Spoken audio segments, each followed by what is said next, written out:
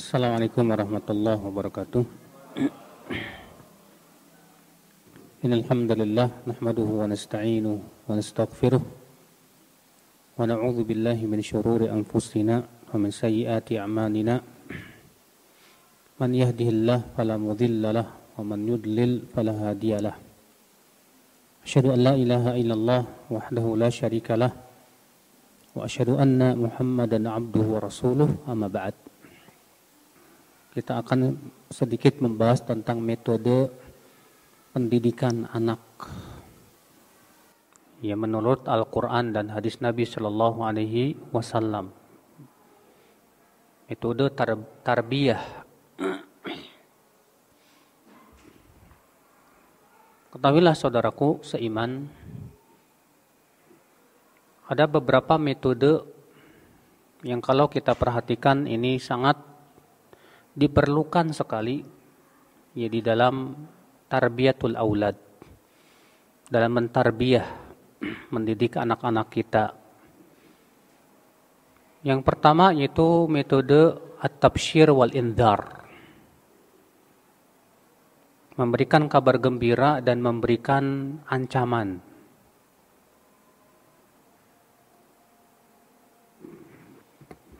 Apa memberikan kabar gembira?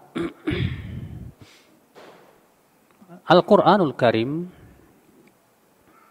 menyebutkan bahwa tugas para nabi dan rasul sebagai murabbi adalah mubasyirin wa mundhirin. Allah mengatakan rusulan mubasyirin wa mundhirin.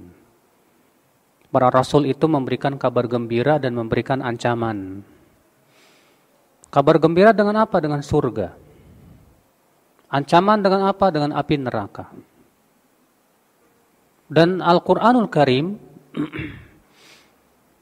lebih memokuskan pemberian kabar gembira itu dengan surga dan pahalanya, dan api neraka dengan siksanya. Ya. Adapun memberikan kabar gembira dengan pahala dunia, maka di dalam Al-Quran saya belum menemukan ayat tentang itu, kecuali beberapa saja di antaranya tentang keutamaan istighfar. Allah Ta'ala mengatakan, فَقُلْتُ اسْتَغْفِرُوا رَبَّكُمْ إِنَّهُ كَانَ غَفَّارًا يُرْسِلِ السَّمَاءَ عَلَيْكُمْ مِدْرَارًا وَيُمْدِدْكُمْ بِأَمْوَالٍ وَبَنِينَ وَيَجْعَلْ لَكُمْ جَنَّاتٍ وَيَجْعَلْ لَكُمْ أَنْهَارًا. Kata Nabi Nuh, aku berkata kepada kaumku, istighfar kalian kepada Allah. Sesungguhnya Dia Allah Maha Pengampun. Niscaya Allah akan kirimkan air hujan yang lebat. Dan Allah akan berikan kepada kalian harta dan anak-anak. Dan Allah akan alirkan kepada kalian sungai-sungai. Dan Allah tumbuhkan kepada kalian ya, kebun-kebun. Lihat, ketika Nabi Nuh menyuruh kaumnya untuk istighfar, kemudian Nabi Nuh menyebutkan apa keistimewaan istighfar. Ini namanya tabsyir, Pak, pemberian kabar gembira. Apa keistimewaannya? Yaitu yang pertama, Allah akan kirimkan air hujan. Yang kedua, Allah akan berikan kepada kalian harta dan anak-anak. Yang ketiga, Allah akan berikan kepada kalian kebun-kebun dan sungai-sungai. Ya. Ini disebut dengan pemberian motivasi.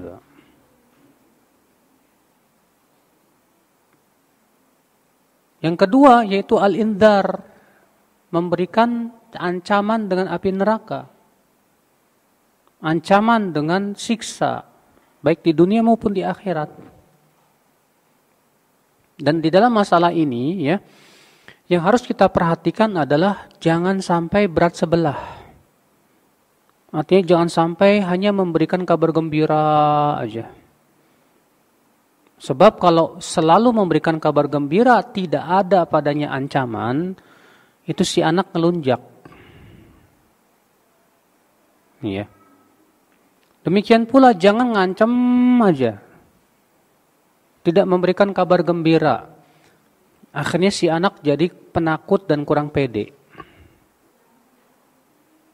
Maka dari itu Ya al-bisyarah wan nadharah, pemberian kabar gembira dengan memberikan ancaman ini harus seimbang. Makanya Al-Qur'an ya seimbang. Ya, menyebutkan tentang pahala suatu amal, tapi juga menyebutkan tentang apa? Ancaman bagi mereka yang meninggalkan amalan tersebut. Sehingga pada waktu itu kita berada di antara dua keadaan, antara takut dan antara berharap. Demikian pula dalam pendidikan anak pun, jangan melulu kita ngasih kabar gembira tapi tidak memberikan ancaman. Jangan pula kita memberikan ancaman tanpa memberikan kabar gembira tapi seimbang itu. Dan perlu ketahui saudaraku ya, memberikan ancaman itu jangan artinya kita menakut-nakuti.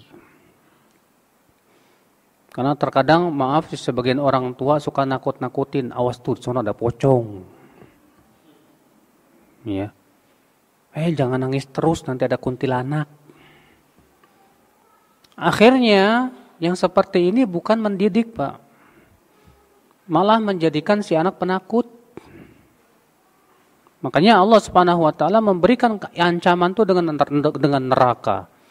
Dengan adabnya yang pedih. Gimana difokuskan supaya takutnya kita kepada Allah, bukan kepada makhluk. Ya. Makanya hati-hati. Metode menakut-nakuti anak dengan pocongan, dengan ini sebetulnya bisa menyebabkan jatuh kepada syirik malah nantinya. Ya. Si anak jadi penakut dan yang lainnya. Apalagi kalau si anak itu diajak sama orang tuanya nonton film horor, wah udah.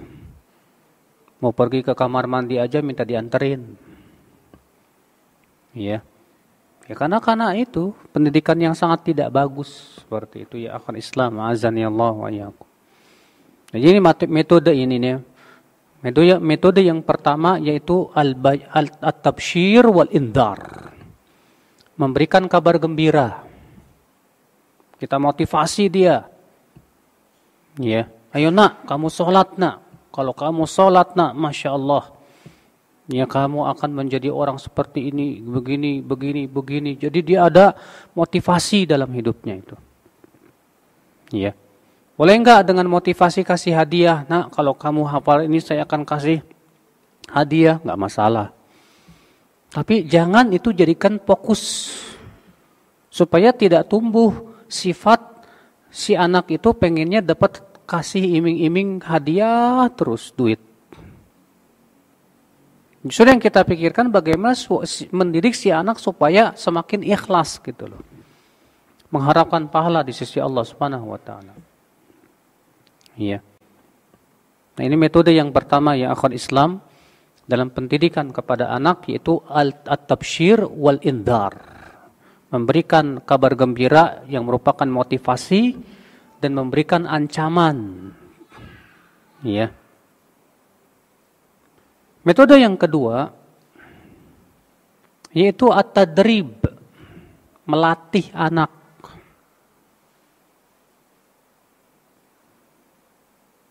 Supaya si anak ini terbiasa di atas kebaikan. Melatih anak supaya si anak ini ya dari semenjak kecil terbiasa di atas satu ketaatan. Dan ini tidak mudah saudaraku. Coba kalau antum lihat anak kecil ya. Setan itu berusaha bagaimana supaya si anak itu makan pakai tangan kiri, Pak. Maka kita jangan bosan, nak pakai tangan kanan, nak pakai tangan kanan, nak pakai tangan kanan. Karena setan itu akan berusaha mewahyukan kepada si anak itu supaya makan pakai tangan kiri. Nah, tadrib ini harus betul-betul kita tekankan. Ya. Rasulullah SAW bersabda, "Muru auladakum bis-sholati wa hum abna'u sab'i sinin." Perintahkan anak kalian salat umurnya berapa? 7 tahun. Wadribuhum 'alaiha, dan pukul untuk salat umurnya berapa tahun? 10 tahun. Berarti tadrib ini pelatihan untuk dia beramal itu dimulai dari umur 7 tahun, Pak. 7 tahun ini adalah sebatas perintah saja. Nanti kalau sudah umur 10 tahun baru diizinkan oleh Rasulullah SAW untuk memukul. Tapi bukan pukulan yang ya memuaskan begitu. Tapi pukulan yang tentunya kasih sayang. Ya. Nah, si anak ini harus dibiasakan disiplin. Makanya kalau di antara antum ada yang anaknya Masya Allah dimasukkan ke tahfidz Al-Quran, itu bagus banget, Pak. Apalagi di usia-usia seperti itu, seorang anak itu memang lagi gold, ya, lagi keemasan dia. Beda kalau kita ngapalin Quran udah kawin, udah tua, ya. Apal akhirnya lupa awalnya gitu kan. Iya. Kalau anak itu Masya Allah, beda ya antara ketika kita ngapal waktu kecil, setelah tua itu kalau hafalan waktu kecil tuh sampai tua tuh masih aja kayaknya lengket gitu loh. Iya. Nah seperti ini sangat bagus, kenapa? Dia dibiasakan baca Quran. Pembiasaan ini yang kita butuhkan saudaraku. Ya. Kita seperti menanam pohon. Kalau kita tanam pohon, berarti kita harus apa Pak? Terus menyiram kan? Terus ngasih benih, ngasih pupuk kan? Demikian pula. Bagaimana supaya si anak ini tumbuhnya bagus, besar? Berarti kita harus siram rohaninya, kita kasih pupuk terus tanpa bosan-bosannya. Kalau ada hamanya ya disemprot begitu kan. Memang seperti ini disinilah ya kesabaran seorang orang tua itu diuji sekali, apalagi kalau ternyata qadarullah diberikan anak yang agak rewel misalnya, atau anaknya agak melawan dan yang lainnya. Akhir Islam azani Allah wa iyyakum. Makanya tadrib ya. Metode tadrib pelatihan dari semenjak kecil, dibiasakan dia di atas kebaikan. Nah, terkadang ada sebagian orang tua ketika dia memasukkan anaknya ke pesantren ya.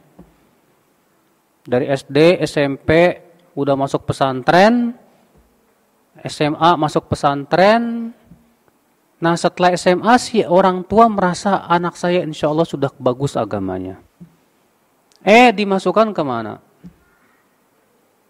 Kuliahan yang campur baur. Dengan husnudzon anak saya sudah bagus imannya. Ini kesalahan besar, Pak. Tahu tidak, Pak? Membangun rumah itu butuh berapa tahun sih? Membangun rumah itu butuh bulanan. Tapi untuk menghancurkan rumah, paling sehari 2 hari hancur. Nah, sebagian orang tua tidak sadar, Anda sudah capek membina dia, mendidik dia, tahu-tahu antum masukkan ke tempat yang di situ banyak fitnahnya, sama saja antum mau menghancurkan dia dalam waktu yang singkat. Hanya karena Anda mengandalkan keimanannya, salah. Rasulullah aja nggak pede sama para sahabat di akhir hayatnya. Rasulullah SAW 5 hari sebelum wafat, Rasulullah mewanti-wanti, ala la'natullah alal yahud wan nasara ittakhadhu qubur anbiya'ihim masajid. Ketahuilah laknat Allah atas Yahudi dan Nasrani, mereka menjadikan kuburan nabi mereka sebagai apa? Masjid. Yuhadziruhum ma sana'u. Rasulullah SAW mewanti-wanti jangan sampai mereka melakukan itu. Padahal iman sahabat waktu itu sudah luar biasa, Pak. Makanya ya tidak aneh kalau ada orang tua kemudian mengadu, Ustaz dulu anak saya Masya Allah kok sekarang berubah ya. Ya, salah siapa? Ya, kamu sudah capek-capek membina dia, mentadrib dia, tahu-tahu kamu masukkan ke tempat yang di situ dia bukan robot, dia manusia. Ya, kalau tidak dipelihara terus di dalam sebuah lingkungan yang bagus, sulit rasanya. Saudaraku seiman, azani Allah wa iyyakum. Jadi metode yang kedua yaitu at-tadrib. Ya, terus melatih, terus dilatih kedisiplinannya itu. Terus dia dibiasakan di atas kebaikan tersebut. Iya. Kalau anak itu Pak sudah terbiasa main gadget dari kecil sampai gede pun juga malah tambah parah. Ya, main HP. Tuh lihat tuh, lagi ngaji aja main HP. Hah? Oh nyatet, Masya Allah. Alhamdulillah. Hati-hati ya. Ini tadrib ini penting sekali. Kemudian metode yang ketiga saudara-saudaraku sekalian, azani Allah wa iyyakum, yang harus kita perhatikan yaitu metode at-tadrij. Apa itu tadrij? Bertahap. Dan ini yang diajarkan oleh Rasulullah SAW, oleh Al-Quran dan hadis. Bagaimana Allah Subhanahu Wa Taala menurunkan Al-Quran kepada para sahabat selama berapa tahun? 23 tahun. Allah mengatakan wa Qur'anan faraqnahu, ya, litaqra'ahu 'alan nasi 'ala mukthin. Al-Quran kami pisah-pisah dia. Diturunkannya itu bertahap. Agar kamu membacakan kepada manusia ala mukth. Ya. Makanya ini metode yang sangat bagus di dalam mendidik adalah at-tadrij. Lihat ketika Rasulullah SAW mengirim Mu'adz ke Yaman. Apa kata Rasulullah SAW? Falyakun awwala ma tad'uhum ilaihi syahadat la ilaha illallah. Hendaklah yang pertama kali kamu dakwahkan apa dulu? Tauhid. Kalau mereka menaatimu, apa dulu setelah itu? Salat. Kalau mereka sudah salat, kata Rasulullah, ajarkan mereka apa? Zakat. Sehingga kata para ulama ini menunjukkan dalam masalah ta'lim kita penting sekali untuk ada metode tadrij, bertahap. Nah, tentu seorang orang tua, Pak, penting untuk memahami kapan si anak diajarkan ilmu.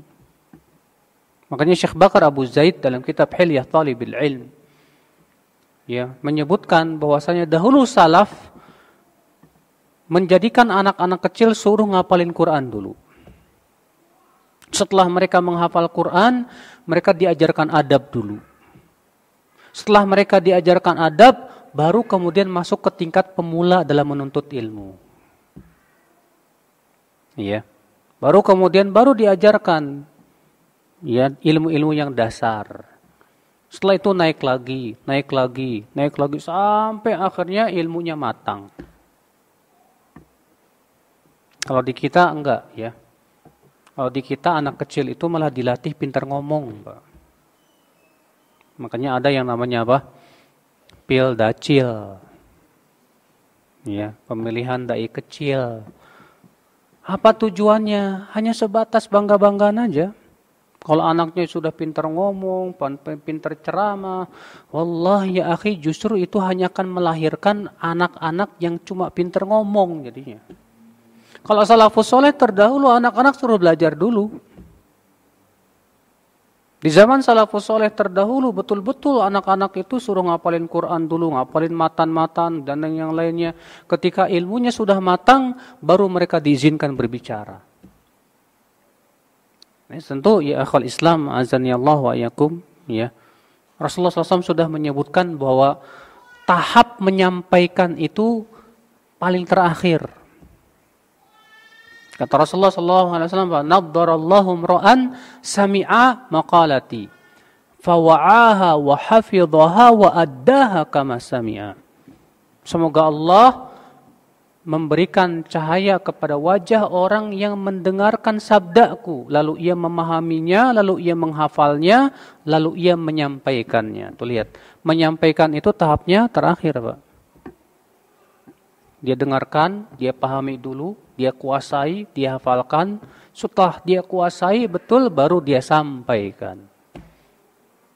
Kalau di kita enggak, modalnya hadis balighu anni walau ayah. sampaikan dariku walaupun satu ayat, ternyata yang disampaikan bukan ayat Al-Quran, Pak, tapi ayat Quran. Ya. Fa'allahul musta'an wa alaihi tiklan. Maka di sini, akhi, ya, sedikit demi sedikit kita tidak bisa menjadikan anak itu langsung jadi, nggak bisa. Kita prioritaskan dulu, ya, anak misalnya umur 3 tahun sampai 6 tahun sampai sekian tahun ini targetnya saya ingin anak saya hafal Quran dulu. Bagus, Masya Allah. Itu seperti salafus soleh seperti itu. Dan tentunya itu disesuaikan dengan kecerdasan anak. Ada anak yang 6 tahun sudah hafal Quran. Ada anak yang 9 tahun sudah hafal Quran. Ada yang 12 tahun hafal Quran. Nanti setelah hafal Quran, berarti kita punya rencana berikutnya apa? Setelah anak hafal Quran, maka kita ingin anak misalnya bisa bahasa Arab. Dan ilmu-ilmu yang lainnya, belajar mulai dari ilmu-ilmu yang mendasar dulu. Ya. Nah, saudaraku seiman, azani Allah wa iyyakum. Ini metode yang ketiga. Metode at-tadarruj atau at-tadrij. Bertahap sedikit demi sedikit sampai menjadi matang. Inilah makna daripada tarbiyah. Makanya Ibnu Abbas ketika menafsirkan firman Allah, walakin kunu rabbaniyin, akan tetapi jadilah kalian orang-orang yang rabbani.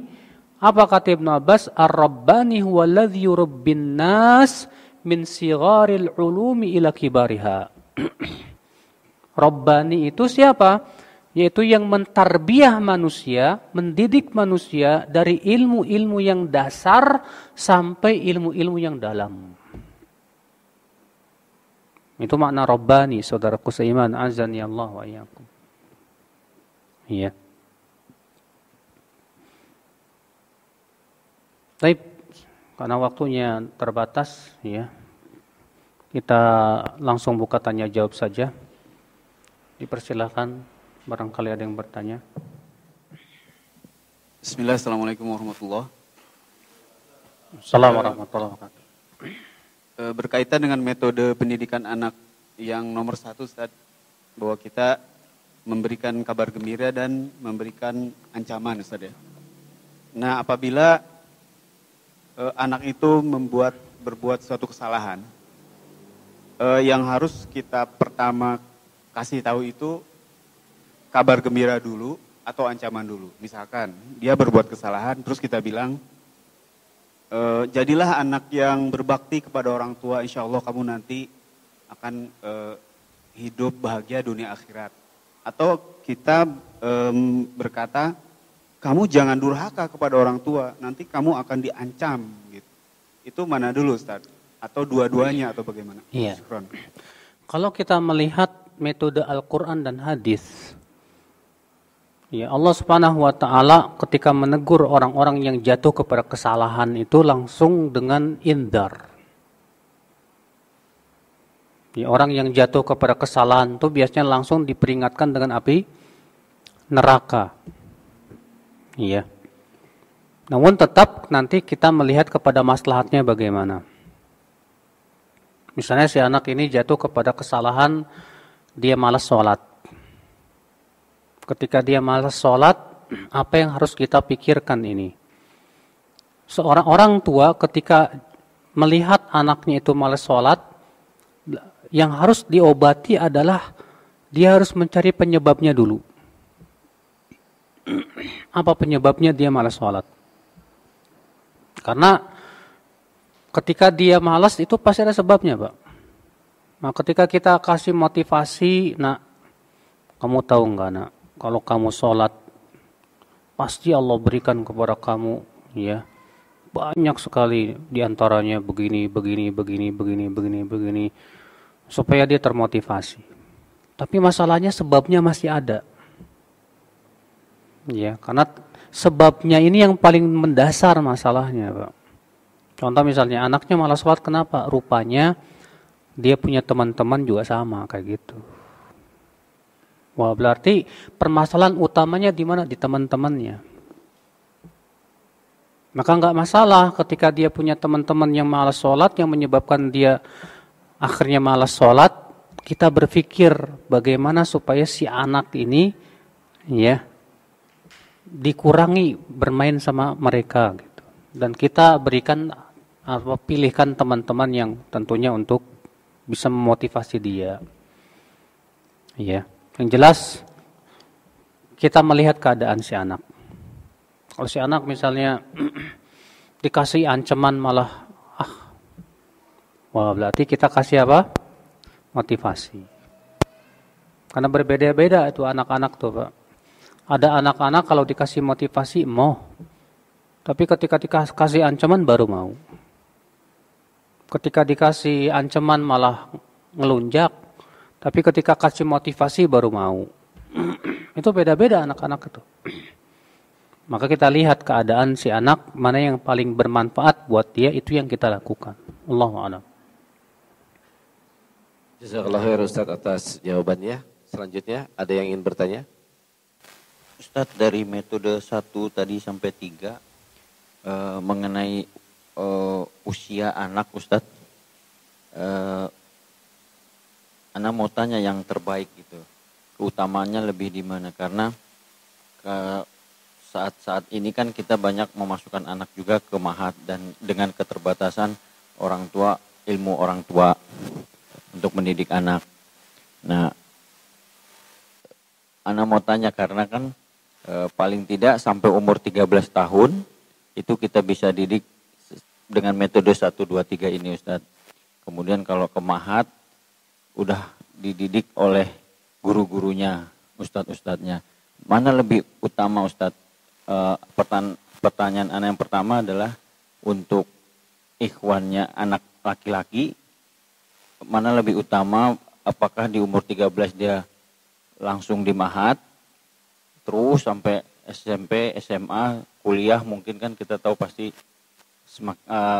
sedikit waktunya untuk dengan orang tuanya. Nah, begitu juga dengan akhwat, mana yang terbaik, Ustadz? Apakah dari umur 13 juga atau setelahnya gitu, Ustadz? Ya akhi, umur berapa paling bagus anak itu masuk ma'had pesantren? Ya. Sebetulnya ini tidak bisa kita mutlakkan sesuai dengan keadaan anak masing-masing gitu. Antum kalau antum orangnya motivator, di mana antum misalnya target antum anak antum masuk pesantren setelah lulus SD misalnya, maka antum harus memotivasi dia dari semenjak masuk SD. Jangan harap antum mau masukkan ke pesantren setelah dia selesai SD. Kesalahan banyak orang tua adalah baru mau ngasih motivasinya setelah dia mau lulus. Kenapa? Karena banyak anak-anak terpengaruh oleh teman-temannya. Temannya mau masuk SMP ini, mau masuk ini, masuk ini. Ketika kita mau masukkan ke pesantren, bisa jadi dia sudah terbentuk image yang buruk dulu tentang pesantren dari teman-temannya itu. Makanya kalau kita ingin masukkan anak kita ke pesantren, berarti apa? Kita harus kasih motivasi dari semenjak awal. Dengan cara apa? Antum gambarkan pesantren itu seindah-indahnya. Dengan cara apa? Sekali-kali antum kunjungi pesantren. Dan itu Masya Allah ya, sebagian orang tua yang memberikan motivasi terus kepada anaknya itu, ya ketika kita masukkan pesantren dia langsung semangat, Pak. Dari kesadaran diri sendiri gitu loh. Beda kalau misalnya orang tua tidak memberikan motivasi, atau tiba-tiba mau masukin pesantren, biasanya si anak nggak mau. Kenapa? Karena ya begitu, apalagi pergaulannya kurang bagus gitu kan. Maka dari itu ya akhi, ya untuk memasukkan pesantren karena itu jauh dari orang tua itu berat bagi anak. Kecuali kalau memang si anaknya sudah termotivasi. Ya. Ada teman saya dari semenjak lulus SD dipesantrenkan, bahkan ada yang semenjak kelas 1 SD sudah dipesantrenkan. Ya, semenjak kelas 1 SD sudah dipesantrenkan, ya, tapi dia pintar dalam memotivasi anaknya itu. Sehingga si anaknya tersebut nggak masalah gitu. Kenapa? Karena dia sudah ada motivasi terlebih dahulu dari orang tuanya. Setiap hari dimotivasi, dibikin indah, dibikin gini. Sehingga si anak itu mau masuk pesantren. Dan memang ya, kalau anak itu merantau, belajar sambil merantau itu biasanya rata-rata sih berhasil sih ya. Dibandingkan kalau kita didik langsung di rumah. Sebab kalau kita didik langsung di rumah, terkadang dan seringnya anak tuh manja, Pak. Kalau sama orang tuanya, ya. Tapi ketika dia sekolah di pesantren, di situ dia termotivasi sama teman-temannya juga. Bagus. Yang jelas ya, masalah usia mau berapa dimasukkan, yaitu antum lihat yang terbagus ya. Menurut ana sih setelah lulus SD ya. Setelah lulus SD, cuman masalahnya waktu SD-nya ini hendaknya kita betul-betul motivasi terus supaya kemudian ketika masuk pesantren dia sudah siap. Begitu. Allahu a'lam. Ustaz, jazakallah khairan jawabannya. Selanjutnya dari Umhat ada yang ingin bertanya? Iya Ustaz, Assalamualaikum warahmatullahi wabarakatuh. Suaranya boleh lebih nyaring lagi? Iya Ustaz, tes. Ada pertanyaan Ustaz? Ya, silakan. Bagaimana cara atau tahapan mencarikan jodoh untuk anak laki-laki ataupun perempuan yang sesuai dengan sunnah? Syukron. Mencarikan jodoh itu adalah tanggung jawab ayah. Ya, seorang ayahlah yang bertanggung jawab untuk mencarikan jodoh buat anak-anaknya. Jangan sampai si anak yang nyari sendiri. Makanya kan aneh di Indonesia ini, ketika anaknya nggak pacaran, orang tuanya merasa heran. Karena orang tuanya jahil, nggak paham. Dalam Islam, ya, yang mencarikan jodoh buat anaknya adalah orang tuanya. Karena orang tua lebih berpengalaman dari anak. Ya, kalau orang tuanya yang bertakwa sih alhamdulillah, pasti akan yang dia carikan adalah yang bertakwa. Cuma masalahnya orang tuanya matre, nah ini susah. Kalau orang tuanya matre, maunya yang penting sing kaya dah, yang ya mau takwa mau enggak, yang penting kaya dah. Biar anak saya senang. Ya, ini kesalahan besar, Pak. Ya, sebab yang namanya rezeki Allah yang ngasih.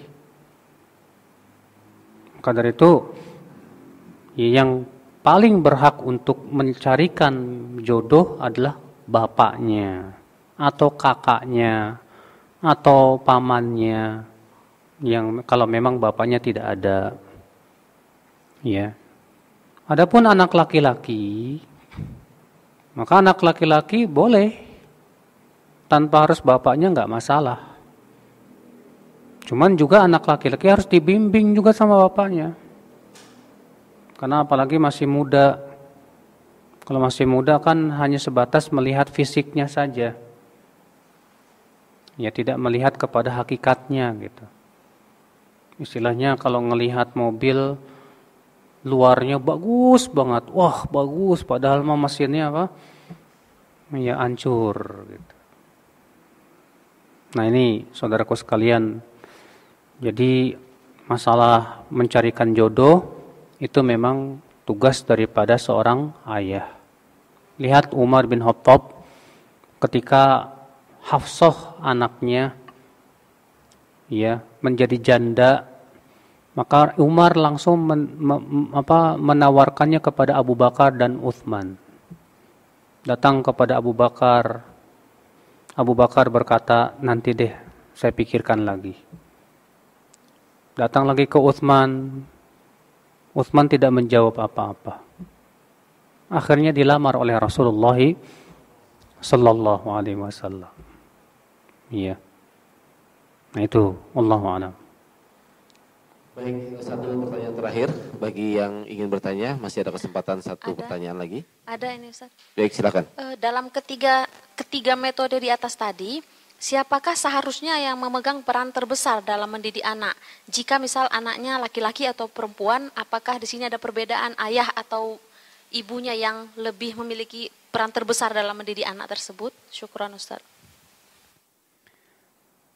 Tentunya, ya, seorang ayah punya kewajiban ganda. Kewajiban ayah yang paling utama adalah mencari nafkah. Mencari apa? Nafkah. Iya.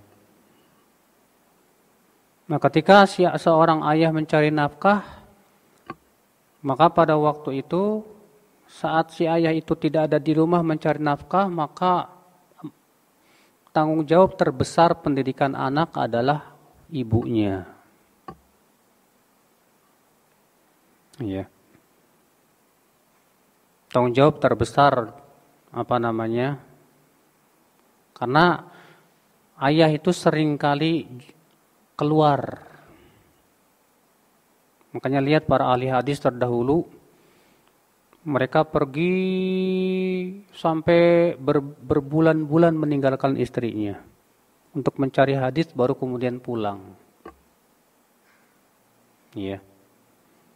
Ada seorang dai di Mesir yang anak-anaknya jadi ulama semua, Pak. Kemudian dai ini ditanya, saya lupa namanya, Syekh Mahmud Syakir kalau nggak salah. Wah, kamu hebat sekali, anak-anakmu berhasil semua. Siapa yang mendidik? Kata dia, bukan saya, istri saya. Loh, kamu kemana aja? Saya sibuk dakwah. Saya berdoa kepada Allah, ya Allah, ya, saya sibuk untuk mengajarkan manusia. Maka tolong ya Allah, jaga anak-anak saya. Masya Allah. Ya. Tawakalnya sangat tinggi, ternyata dia punya istrinya juga Masya Allah, jadi semuanya, Pak.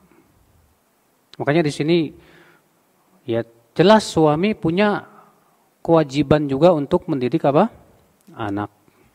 Tapi pastinya yang namanya laki-laki, suami bakalan banyak di luar untuk mencari apa? Nafkah. Maka disitulah kewajiban istri untuk mendidik anak. Bukan berarti suami tidak sama sekali mendidik, tetap berusaha membantu, memotivasi dan yang lainnya. Tetapi ingat ya, bahwa anak itu kebanyakan waktunya seringnya bersama siapa? Ibunya. Maka dari itulah kalau kita perhatikan para ulama-ulama besar itu, Pak, di belakang mereka ibu-ibu yang luar biasa. Imam Syafi'i, siapa di balik beliau kalau bukan ibunya? Imam Syafi'i dari kecil sudah terlahir dan dari kecil sudah yatim. Tapi ibunya semangat sekali bagaimana supaya Imam Syafi'i ini bisa belajar. Sampai akhirnya menjadi ulama besar. Ya. Bahkan hampir seluruh ulama-ulama besar itu ternyata di baliknya adalah ibunya yang luar biasa. Ibunya ya akhwal Islam. Ya. Nah, di sini fungsi ibu. Walaupun di sana juga ada ulama yang Masya Allah, yang mereka ya berusaha menyibukkan diri untuk mendidik anaknya saja. Dia sudah ulama, udah besar keilmuannya, tapi dia tidak sibuk mengajar di luar, tapi sibuk mendidik anak. Ada juga seperti itu. Makanya para ulama itu bermacam-macam, Mbak. Iya. Makanya ada istilah yang sangat masyhur, populer di kalangan para penuntut ilmu, bahwa orang yang paling tidak butuh ilmu ulama itu anaknya. Iya. Betul, itu istilah populer di kalangan para ulama. Ya, azhadun nas anil ilm, orang yang paling zuhud terhadap ilmu, di antaranya anaknya ulama. Walaupun itu tidak mutlak ya. Buktinya Imam Ahmad anaknya ulama semua. Abdullah bin Imam Ahmad, Saleh bin Imam Ahmad, semua jadi ulama. Abu Daud anaknya Abu Bakar jadi ulama besar. Ya, walaupun kemudian Abu Daud mentahdzir anaknya sendiri. Ya, ketika Abu Daud ditanya, bagaimana anakmu? Dhaif. Ya. Akhal Islam azani Allah wa iyyakum. Iya. Allahu a'lam. Dan alhamdulillah kita sudah sampai di penghujung kajian kita yang kedua. Kita tutup dengan doa kafaratul majlis. Subhanakallahumma wa bihamdik asyhadu an la ilaha illa anta astaghfiruka wa atubu